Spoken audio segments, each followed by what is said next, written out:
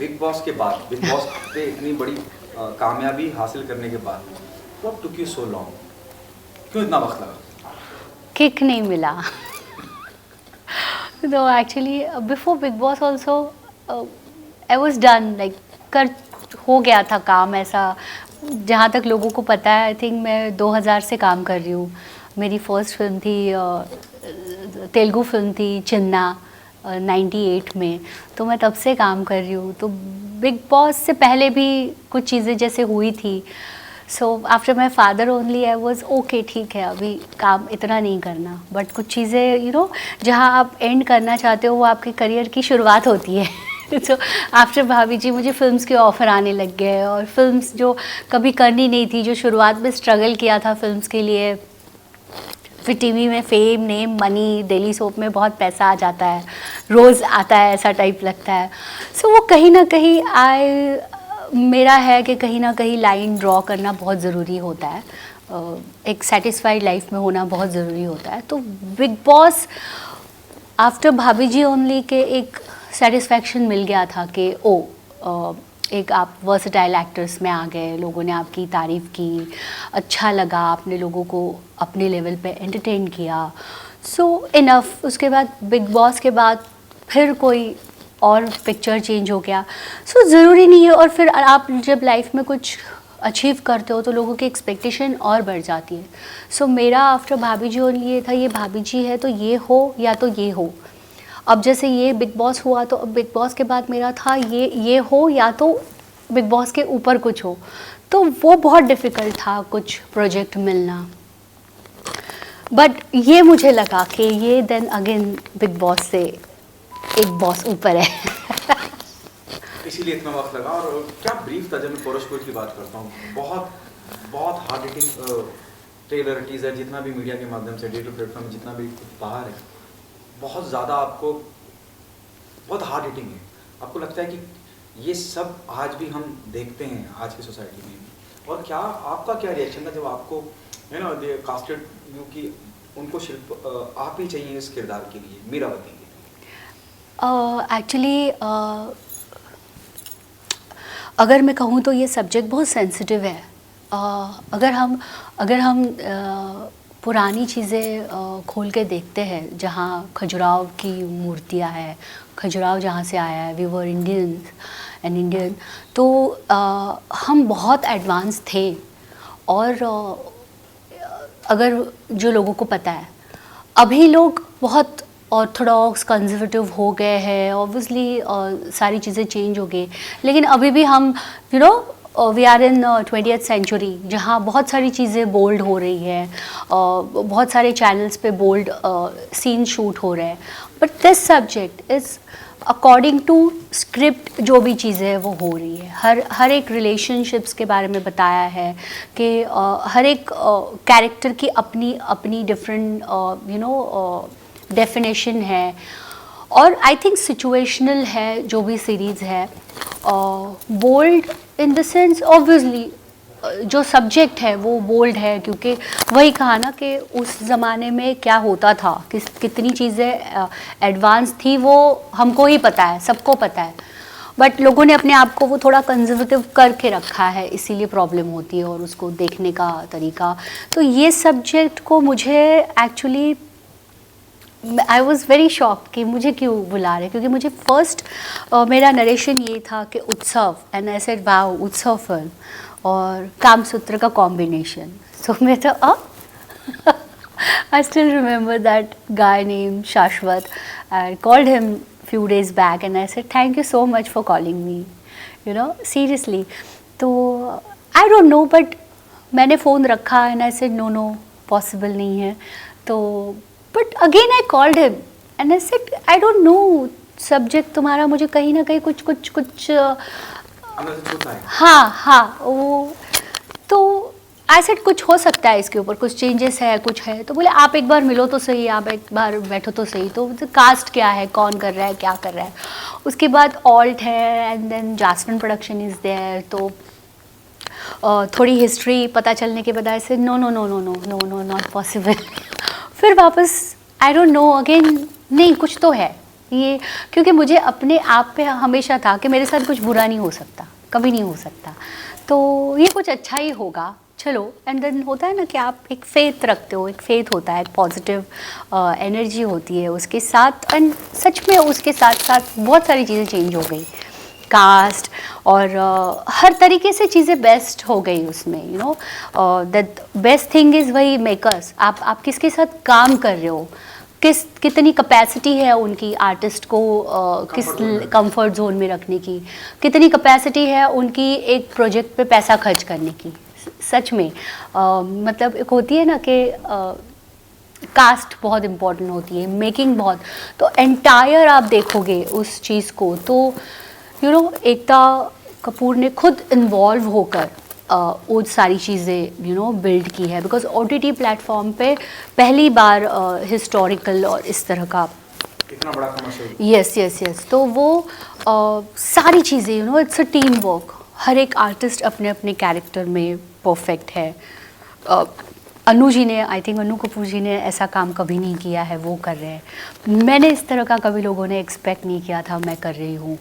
और and I know जो भी मैंने किया है मेरे फैंस या जो भी बहुत डेफिनेटली प्राउड फील करेंगे। और मैं अपने फैमिली के साथ बैठ के शो देख सकती हूँ। मैंने ऐसा काम किया है और बाकी के लोगों ने भी ऐसा काम किया है। डायरेक्टर ने बहुत एस्थेटिकली शूट किया है सब चीज़ों को, सो कहीं भी मुझे हाँ नहीं है। शिल्पा, मेरा जब मैं बात करता हूँ, आपने कहा उत्सव का जिक्र किया, it's a mix up of Kama Sutra है या उत्सव की हम बात करते हैं, हमारे जहन में रेखा जी आ जाती हैं जी। क्या कुछ रेफरेंसेस लिए हैं आपने रेखा जी के, और अगर कंपैरिजन होता है how do you take it? Oh my god, पहले तो सीरियसली कंपैरिजन नहीं होगा 100%, क्योंकि वो चीज़ ही अलग थी, उनसे कोई किसी को कंपेयर ही नहीं कर सकता। और जो हमारा डिज़ाइन है वो जिन्होंने रेखा जी को डिज़ाइन किया था, लीला जी, उन्होंने किया है। एंड आज वो बहुत अच्छी जगह पे है।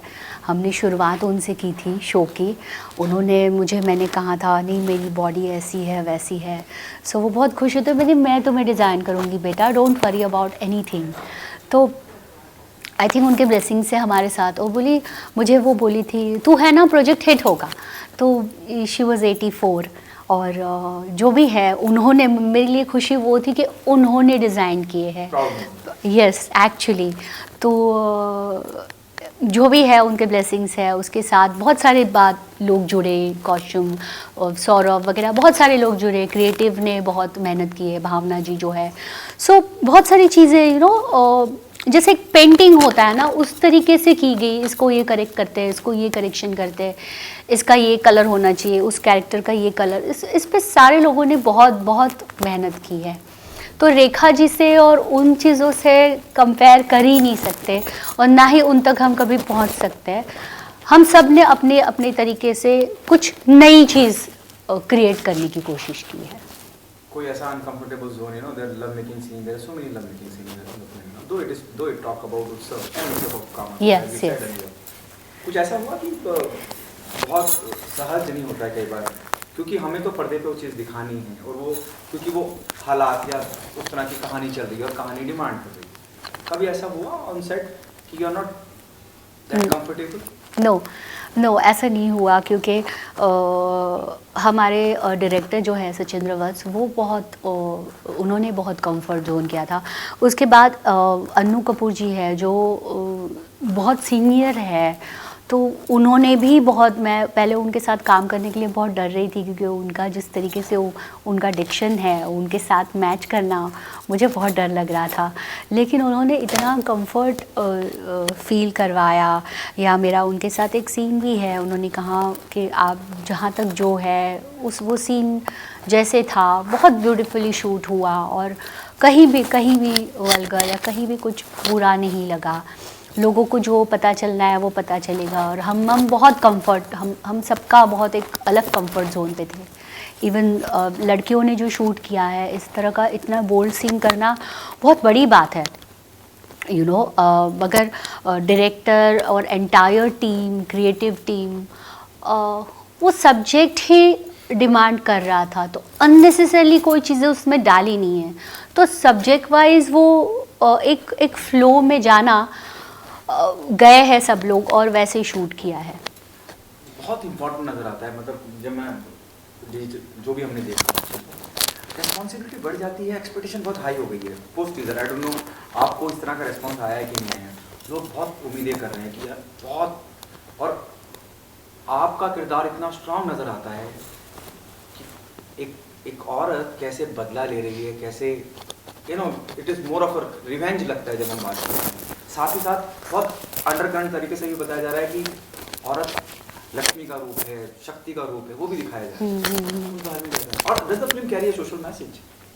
डेफिनेटली अभी मैं ज़्यादा नहीं कुछ बोलूँगी इसके बारे में, स्टोरी के बारे में, लेकिन there is lot of mystery, thrill, बहुत सारी चीज़ें हैं।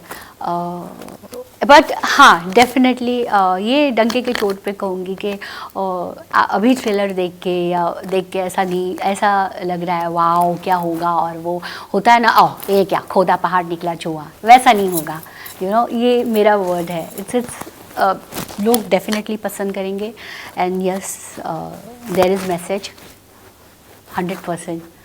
तो औरतों के उद्धार की बात, हाँ लाइक जो भी है, हाँ डेफिनेटली। क्या आप ये मानती हैं कि ये 2021 का 21 मतलब 2020 का भी थोड़े वक्त में 21 आ गया, क्या आप मानती हैं कि ये 21वीं सदी का कामसूत्र है? एक्चुअली ये कामसूत्र नहीं है, ये कामसूत्र नहीं है। ये एक हर एक इंडिविजुअल इंसान की जो नेसेसरी है, जो जिस तरीके से अपनी नज़र से उसका परसेप्शन होता है, उसको देखना।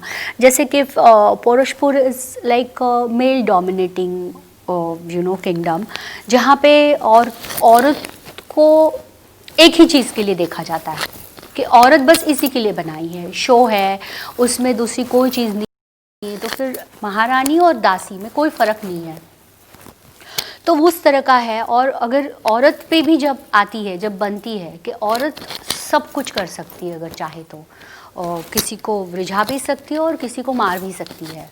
तो अगर उसका मन करेगा तो छेड़ो मत, बस लाइक शिल्पा शिंदे शांत है तब तक शांत है, छेड़ दिया तो छिड़ गई। तो उस तरह का है पोरशपुर। इट्स लाइक नॉट लाइक, बिल्कुल नहीं मैं कहूँगी कि इस सदी का कामसूत्र है।